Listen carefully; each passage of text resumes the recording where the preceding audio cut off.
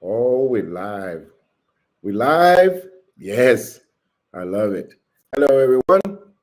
My name is Kenan Thompson. I'm here to talk about the Unfunny Bunny. Woohoo! It's that time. We are live. Let me get to my Instagram. Okay, there we go. Nice. Amazing. Painting all this good stuff there for you guys. I love it. Nice. Now I've done all my work. Good job. All right, I'm back. Hello, everyone. Oh, look at our chat. Chat going off. I love it. Wow. Thank you very much. Red looks good on me. Thank you. I like red as well. Let's see who all is here. Cool. Nice. People are ordered already. Thank you very much. Thank you so very much. Hello, everyone. Nice. This is going. Let's get the chat going. All right, folks, this is the Unfunny Bunny. It's here. You see it? Yeah. Coming in. Nice.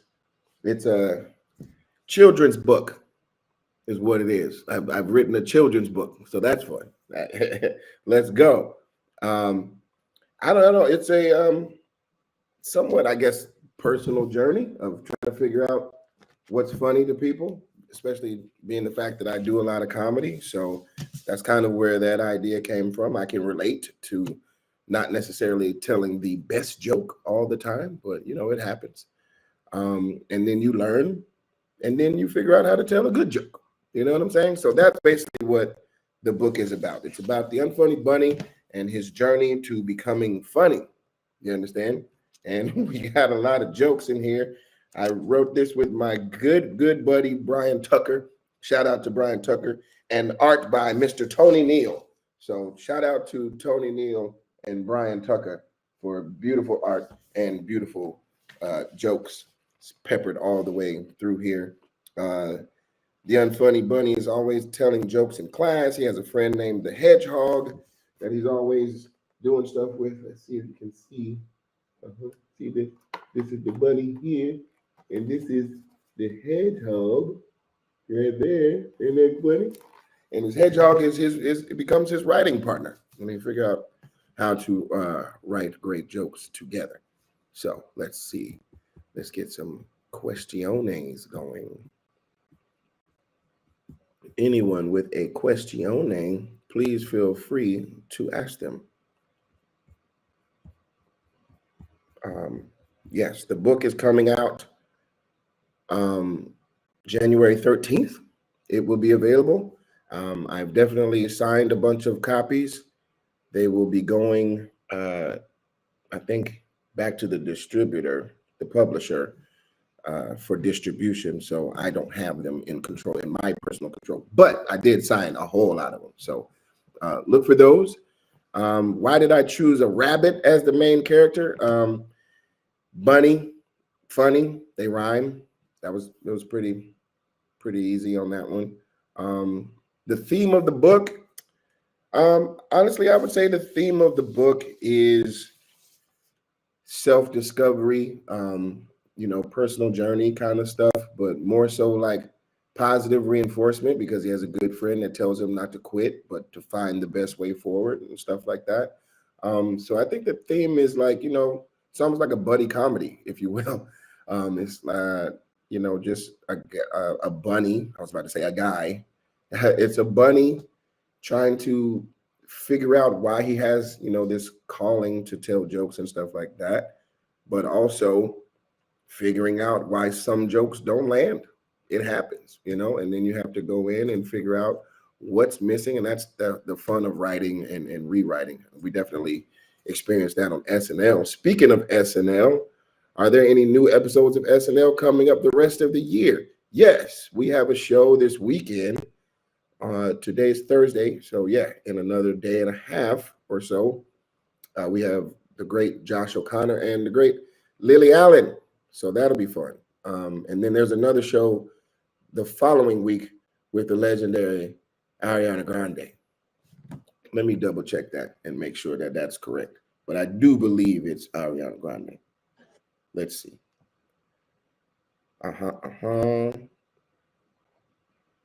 Going through my Instagram, as you can see. Let's see. Yes, Ariana. Yo, it's Ariana Grande and Cher. Come on, how are we not talking about that? That is wild. Yeah. So next week, get it in the frame. Yeah. Next week, Ariana Grande and Cher. So that's a nice Merry Christmas, Happy Holidays show for everybody. More questions. Will I continue to write more books? Well, yes. Thank you, Steve H. Steve H is broadcasting from, what does that look like? I don't know. I forgot what they told me. Anyway, Steve H wants to know, will I be writing more books? Yes, Steve H, thank you very much. I hope the Unfunny Bunny turns into a series. Unfunny Bunny goes to the volcano. Unfunny Bunny visits the dinosaurs. Like, I think there's an endless possibility there. And then also maybe it turns into, I don't know, a cartoon, a movie, or this, that, and the other. So I think it's a great title. It's fun to say, the Unfunny Bunny, and then it turns into the Funny Bunny. All of that is good fun for the mouth. And yeah, I'll continue. And then as far as maybe like grown-up books, I don't know. I don't know if I consider myself an author necessarily. So it would have to be probably something down my own personal road once again, maybe the SNL years or something like that. That could be a fun book. How did I decide? Ella B wants to know, how did I decide which jokes should be intentionally bad versus actually funny? Well, that's the funny thing about comedy, is that it's very subjective. So certain jokes are pretty much like obvious dad jokes, and then other jokes are puns, and certain people react to them, people react to them in different ways. So I personally love bad dad jokes. It really makes me laugh. So I think that's why we have a lot of that in here. But I mean, I think there's some good solid jokes in here as well. So get the book, enjoy it, read it to your kids, have fun. If you're watching on Talk Shop Live, click the shop button. If you're watching on Facebook or Instagram, comment the word shop for links to order. And if you're watching on YouTube, click the link in the description. That's what I'm supposed to be telling y'all folks. So I did my part there. Quinn wants to know, will I voice the Unfunny Bunny? I think I should. I think I could do pretty good, Momo T is asking, are there any Easter eggs or subtle jokes that grown-ups might appreciate? Let's see. Are there Easter eggs? I think they are. I don't know about Easter eggs necessarily, because it's just a kid's book, but there is a whole list of jokes. See, there's a whole list of jokes in the back for you guys to read and enjoy. Shall we read a couple? Let's read a couple. How do you make a cat fly? Anyone? Anyone? You use a catapult. I love it. I really do love it. What hotel do ants prefer? The Hilton. Come on, man. Oh, man. Come on. We're having a good time. I love this. Oh, my goodness. Jenna D. Let's get back to some questions. Jenna D. She says, hi. Hi. After 22 seasons on SNL, what still challenges you about comedy? Well, comedy is an uphill battle every single time until you finish, which means once you start telling a joke, the finish line is the laughter from that joke. So you never really know how it's going to go until you hear the reaction from the audience. So that's always like pretty challenging, like you think you have a sense of humor and you think you have all these instincts and stuff like that, but you never really know until you say it out loud to people and then they respond. So that's why if you have any friends that might be stand-up comedians, you'll notice that they speak in stand-up speak a lot because there seems like they're constantly practicing their material because they need real audiences. They need real-time feedback. You can't just be all in their mind. So don't hold that against them. It's just what they do. Let's see. George L. wants to know, what message do you hope kids will take away from Bunny's rough first day at school? Great question, George. Thank you very much. It's one of those never quit, never give up, you know? But also don't just assume that you know everything or that you are maybe the funniest person ever in the, you know what I mean? There's always room to grow, if you will. So give yourself that leeway. And yeah, don't give up. You know, I think if there's a will, there's a way.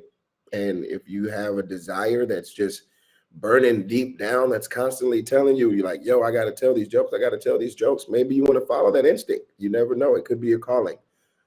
Stuff like that. Nancy D is asking, the book is about friendship and staying true to yourself. Why was that theme important to you? Well, I think staying true to self is hyper important. How else are you going to know, you know, what makes you laugh in order to make others laugh? They always say that you can't love other people unless you love yourself. I think it's the same kind of thing, you know, in comedy. It's important to, like, you know, be yourself, you know, have a, you know, kind of a place where you're coming from, like a foundation as far as like self-identity and stuff like that. And just knowing what's funny to you and staying true to that. Because once you start to become, you know, an imposter, I guess, it's just less fun. And I think at some point people kind of can see through it. You know what I mean? But genuine always shines through pretty strong. So I would just, you know, stay true to self, stay genuine. Thank you for that question. Let's see. Oh, we're blowing up in this chat. This is awesome. Did fatherhood, Momo T, another question, did fatherhood influence the memes or tone of the story? Yeah, I think fatherhood definitely influenced me to write the book in the first place. I didn't have much experience with children's books, I guess, since I was a little kid, and I don't even remember, you know, most of them except for like Winnie the Pooh. But yeah, having kids, I noticed some very funny books. Even though they were kids' books, they were still very funny, like in title and in execution and stuff like that. Like Demetri Martin has a brilliant book. You know, Jimmy Fallon has, you know, several brilliant books. Jimmy Kimmel has a few, I think, kids' books that are great. So yeah, a lot of my colleagues, you know, are kind of in that game, and I thought maybe, you know, I could step foot down that lane. And, you know, I started powwowing with my reps over at the great UTA. Thank y'all so much for supporting me, and Macmillan Publishing, of course. I'm just shouting people out just because they didn't ask me to do that, but I just want to give them their props because they've helped me tremendously. I mean, look at this. This is a real book here, man. Like, in case this is a happy bunny in a red suit. God bless him. I love it. So yeah, I couldn't have done this alone. That's just why I'm shouting them out. But yeah, being a dad made me want to, you know, always, it makes me want to do things, you know, in my field that relates to my kids. And at this point, being on SNL, you know, there's not that much that they can watch, you know. I mean, I guess they can watch my commercials, stuff like that. That's clean. But yeah, so I'm always looking for things, you know, that will be in their world that they can, you know, embrace and engage in 100%. So I'm excited about the Unfunny Bunny world. Yes, indeedy. Thank you so much for your comments, you guys. Hello to everyone. Joey Cheese? Joey Cheese is his birthday, everybody. Also, TZIDEH07, Zaida, maybe? I'm guessing Zaida. Happy birthday to you as well. Oh, that's fun. People having birthdays. That happens. Keekstagram says I was wrong in Good Burger for taking Ed's money. Yeah, I know. That was foul. Nobody's perfect. You know what I'm saying? Oh man, this is really fun. Actually talking to folks. I hope you guys are enjoying. Yes, we are here talking about the Unfunny Bunny. Let me remind you guys that if you're watching on Talk Shop Live, click the shop button. If you're watching on Facebook or Instagram, comment the word shop for links to order. And if you're watching on YouTube, click the link to the description. Okay. Let's see, more questions.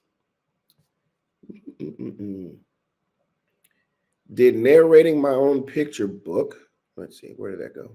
Oh, did narrating my own, Harry A is asking, did narrating your own picture book feel different from voice acting in projects like Trolls? Yes. Voice acting in movies and animation things is a longer process, I think. Sitting down and just reading my book, it just took a while. You know, it takes a long time, I guess, to just read through a whole book, but I didn't have to do, you know, take after take after take with, you know, different inflections and, you know, different emotions and stuff like that. I was just kind of reading, and then when I saw something, you know, performative, I would perform it and try to be funny, and then, you know, continue basically. And it took me about, they gave me 3 days to do it, and I think I did it in a day and a half. So that's pretty good. High five. High five. But yeah, I mean, it's different, but it's still just you in a booth and a microphone. So there's similarities there. But yeah, just reading a book is much calmer. It's like taking a vacation acting. Am I excited to work on Sleepaway Camp? Thank you, Bella Rose. Absolutely. I mean, it's a big piece of IP for our company, and we're very excited to bring it to life. We're very excited to be working with the original creator and writer as well. So like that's going to be a fun project. And you know, that'll probably turn into a franchise of its own. But yeah, I think we're going to nail it. It's an incredible thing that's happening with Artists for Artists. So look out for Artists for Artists as well, and follow us and stuff like that. We are doing some really cool stuff. Back to the bunny. Do you think Bunny's story reflects the ups and downs of being a performer, especially when things don't land the way you planned? Thank you, Larry T. Is that Larry Towers? Maybe. If it's Larry Towers, let me know. What would a Bunny movie or TV series look like? Well, I got to explain the Larry Towers of it all. Larry Towers is my homie from Atlanta, from high school. So if that's you, shout out. If not, hey, stranger, nice to talk to you. So let's answer possibly my friend or a stranger's question. Yeah, when things don't land, you know, it's definitely reflective of a down, I would say. And yeah, the book is definitely about the ups and downs, because it starts with him being excited about his first day of school, and then he goes and then he lays a brick basically. So that's definitely, you know, one, you know, kind of a mountain up and down kind of climb, and then, you know, you got to figure out how to dust your boots off and keep going kind of thing. So yeah, that's definitely the theme here. Totally Tim Weber, Mr. Tim Weber. He's a voice actor, and he wants to know where he can get in contact to narrate the audio book version. Well, I am a voice actor as well, and I think I already did it. But maybe when the animated series comes around, you know, you can audition me for a part. That could be cool. I would probably follow the Unfunny Bunny's Instagram at that point, because that's when it'll really start turning into things. I don't think it's a thing yet, but it will turn into some things for sure. Let's make sure we're all good over here. Yeah, we're all good over there. Brazil in the house, always. Shout out to Brazil. I love it. Do I plan to write more children's books or turn Unfunny Bunny into a series? Yes, Angela, I answered that earlier. I would love for it to turn into Unfunny Bunny goes to the moon, or goes to you know, high school, or, you know, Unfunny Bunny, you know, learns how to ride a bike. There's a lot of possibilities there. So yeah, I would love to see it turn into a series. Georgia B, nice name, Georgia. That's my oldest daughter's name. Do you remember the moment you realized, wow, I might actually be here at SML a long time? Yeah, I think so. I think once I surpassed Tim Meadows, which was, I think, 10 years. Because before that, Tim was kind of, legendary for having stayed on the show for so long. It was kind of a thing like, wow, it's like, seems like Tim Meadows has been on the show since the beginning of the show. And he was like fourth or fifth cast or something like that. So he was further down the line. If he would have been there from the beginning, he would have had like a 20-year tenure like myself or something like that. But at the time, it was like this legendary thing that, Tim Meadows was like the longest, running cast member at 10 years. And now, several of us have, surpassed that mark. But I do remember that being like the first kind of longevity, light bulb where it's like, oh man, I've been here for a while and I don't see, any end in sight pretty much, because it's an awesome show. Yep. So thank you, Georgia. Bella Rose, do I have any advice for someone trying to make it in film and TV? Thank you, Bella Rose. She says she looks to me greatly and it would be great to hear this answer. Well, get ready. Do I have any advice for someone trying to make it in film and TV? Yes. Stay persistent. You're going to hear the word no, or this isn't right, or we're going to pass, or blah, blah, blah. There's going to be lots of rejection involved. But I think you have to, we talked about staying true to self. I think you have to stay true to your instincts. And if your instincts are constantly telling you this is what you need to be doing, I think you'll be able to find a path forward. And like, there's no real age limit, as far as when, the tides will turn in your favor kind of thing, I think, because I see a lot of people, kind of finding their moments later in life right now. So it's all about, in my mind, being prepared for the opportune moments when they come. So it'd be great if you got some training, if you got some theater in there, like being an actor, I think you should really, do a lot of theater. That's, kind of basic training. We live in the days where, people can, kind of become famous, but it's like, once you're famous and, people want you to do other things, if you don't have the tools to properly do those things, that fame window, I think, is going to close a lot quicker than you would expect. So I would say, don't reach for fame. I would say, reach for skills, reach for community. The acting community and the artistic community as a whole is a wonderful, wonderful village of people, especially the professionals. We take it very, very seriously. And there's just some brilliantly talented people out there. So I would engage that and not necessarily worry about, money or fame. I know we need money as adults because we got bills and taxes and stuff like that to pay. But, if you can figure your way through that and stay an artist, it's a blessing. So God bless your journey on that. And yeah, it's just an ever going, trying to climb up one hill to get to the next hill and keep climbing. So amazing. Sadie H is asking, do my kids find me funny? I really hope that they do, because I like to try to get laughs out of them for sure. My big girl's in middle school now, so things a little more emo. But I love making them smile and laugh. They definitely think that they're funnier than me, especially my littlest, the little baby Gianna. She's very funny.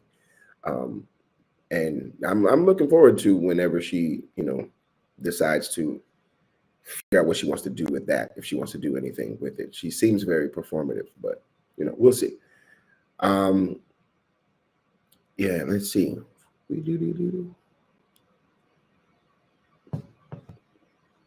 Let's see. All right.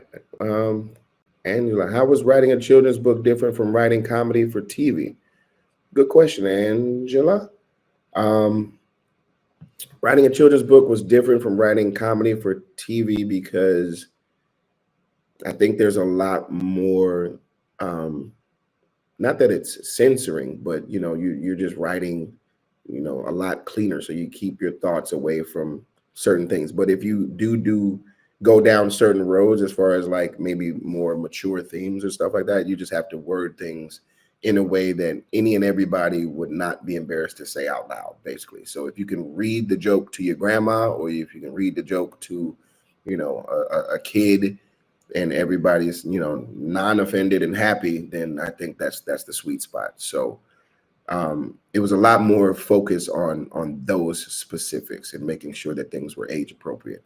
And when you're writing for television, it's a little more like, you know, this is a grown-up show, so we can kind of do what we want and then kind of follow traditional like FCC basics, basically, like you can't use curse words, period, you know, or whatever. But subject matter is a lot more, there's a lot more range, I guess.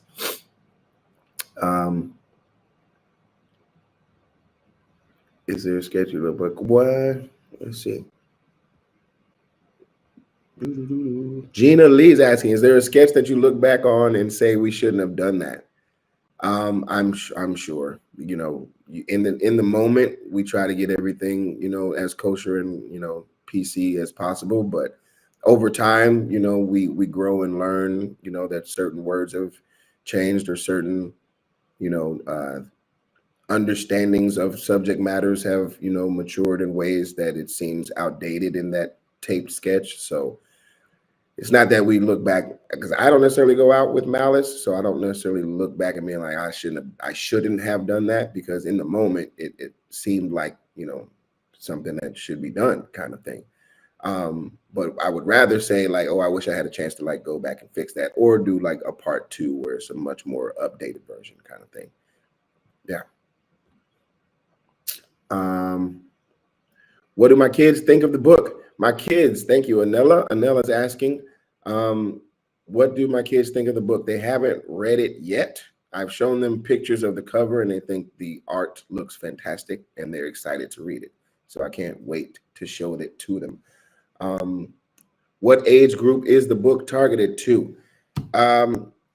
Great question. I would say it's targeted between little kids up to, I mean, I read it to some middle school kids and they enjoyed it as well. So, I mean, probably high school. I would say anybody that enjoys a joke. So, yes, it's like, you know, childish and childlike and stuff like that. But, you know, that could be for anybody. So, yeah, I would say brand new reading age all the way up, pretty much. Just enjoy. It's a bunch of, you know, who doesn't love telling jokes? Let's see. Chandra is asking, which sketch character is most hard for you to keep a straight face when I'm live? Okay. There's a lot of them. There definitely was a nuance with the Beavis and Butthead of it all. I don't know if you guys saw Beavis and Butthead last year, but it was pretty phenomenal. And there's an infamous moment where the uncrackable Heidi Gardner actually cracked really hard and laughed and like couldn't get it together because she saw Mikey as Butthead. And it's uncanny, you know. Shout out to our makeup department, our hair department, and our, you know, costume department. Like, they do incredible work over there at SNL. And they really make, you know, spot on, you know, character swings. I mean, they built me a Panthro because I asked to be Panthro when Chadwick hosted. Shout out to Chadwick. And you know, because growing up, we all thought that the voice of Panthros, this might be true, I never researched it, but we thought he was black. You know what I mean? So I thought, you know, Black Panther and Panthro comes out in the monologue like I'm the original Black Panther. You know, silly joke. But they built me a whole Panthro costume, Panthro from Thundercats. If you're not aware of what Panthro is, so go back. I look forward to you going back and watching the Thundercats because it was amazing. But yeah, so yeah, that was pretty great. So yeah, I guess it's different moments more so than specific characters, you know, because once it's a recurring thing, you know, it gets a little less surprising. But you know, when it's a brand new thing and it's spot on like that, I'm laughing when I'm off camera and stuff like that. So if you listen to the audio, you'll hear me laughing. But I try to do it off camera because I want to service the writing. You really want to service the writing. And yeah, I laughed really hard at the dress rehearsal before. So I scared myself because I was laughing so hard at seeing them that I was not able to say my next line. I was like quivering and I didn't want to like ruin the next line audio wise. So to back up from there, when you're doing sketch comedy, in my opinion, or you're presenting, telling a joke or whatever, you have to almost do it perfectly so you can get the realest reaction from the audience possible, or the most accurate, or whatever, the purest.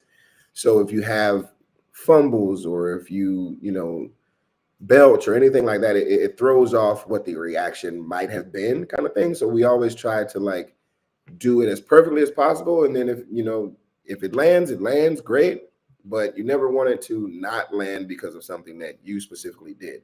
So when I wasn't able to get my line out, I was starting to panic, because in my mind, I'm now ruining the next setup in the sketch. And then also it's a live show. So we're all going off of scripts and, kind of shot lists and stuff like that, because there's a lot of different departments. So there's not a lot of room for like ad-libbing and changing things up. Like, it's also timed out because it's a live show. So I was starting to panic. I'm like, I'm ruining the show. I'm ruining whatever, blah, blah, blah. And then I got through it, got my line out, and the sketch went fine. But that shock to me kind of like scared me straight, if you will. Thank you. Another sketch that I love, for the live show, which is why I didn't break during the live show for the Beavis and Butthead. But it was incredible. And Ryan Gosling was incredible. He makes a great Beavis. So shout out to Ryan Gosling. All righty. I think we can start wrapping things up, maybe. Let's see. This has been incredible amount of fun. Gina Lee asked, have I shared my book with Kate McKinnon? She was on Talk Shop Live with her books. Have I shared my book with Kate McKinnon? I have not, but I bumped into her recently out in the wild, and it's always nice to see famous people walking down the streets of New York, blending in like no one can see them. And then when you do see them, they're shocked. So we had a nice, I caught you kind of moment out there, and I hugged her, and I kept it moving because I didn't want to, draw a crowd or draw attention, to her. It seemed like she wanted to just have a moment to herself or whatever. So I love you, Kate, and she knows that. But I can't wait to present my books, to her. And yeah, if you know about her books, buy them. If you haven't bought them, go buy them. I'm sure she's a brilliant author. She's a brilliant lady, and I love her dearly. Yeah.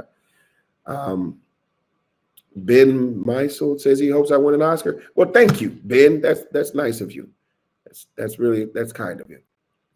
Can we get a spinoff of the Kenan and Kel show? I really hope so. I really, really do want to do some sort of reunion thing, because I love working with Kel. I think he's brilliant. I miss my television family. They're all sweet, sweet, wonderful people.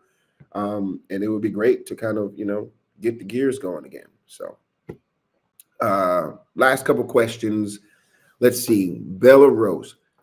What is your advice for building connections in the TV industry? She's 16, but she wants to get into it ASAP. And she's been working on a TV show for 2 years. Well, that sounds like you're already on track. It sounds like you're already doing exactly what you need to be doing. It's all about, stacking up the resume now at this point. So professionalism is highly important. Being on time, but also having a good reputation for working with people. All those things matter, how you treat people, because when it's time for you to get that next job, believe me, people are going to be researching you. So they're going to ask your previous employers, how was it to work with this person? So you want that answer to be a positive for sure. So be on time, be helpful, be courteous, and and just continue to show up for yourself. This is something that you want to do. So keep showing up. If you got a foot in, keep it in. And yeah, starting young is great. I think, it's great that you have, 2 years under your belt at 16 already. And it sounds like you're in the wheelhouse that you have an instinct to be around. So to follow that and maintain that for sure. I'll leave you lastly with the calls to action. If you're watching on Talk Shop Live, click the shop button. If you're watching on Facebook or Instagram, comment the word shop for links to order. If you're watching on YouTube, click the link in the description. Folks, this is the Unfunny Bunny. I wrote it. Me and Brian Tucker and Mr. Tony O'Neill. did the artwork. It's pretty great. I'll leave you with, let's just read a random page or two that's got some business on it. Oh, nice. All right. Hedgehog sees how down Bunny is and offers to lend him a paw. I thought a lot of your jokes were great, Hedgehog says. Bunny blinks and rubs his pink little nose. Really? But nobody laughed. Hedgehog shrugs. Telling jokes isn't as easy as it looks. I think you're onto something. It just takes practice. That gives Bunny an idea. Maybe we could work on them together. See the words? Those are the words that they're doing. But then these are the two friends talking under the tree. The hedgehog and the bunny figuring it out together. Oh, it's so sweet. How about a couple more jokes and then I'll let you guys go. This has been really awesome.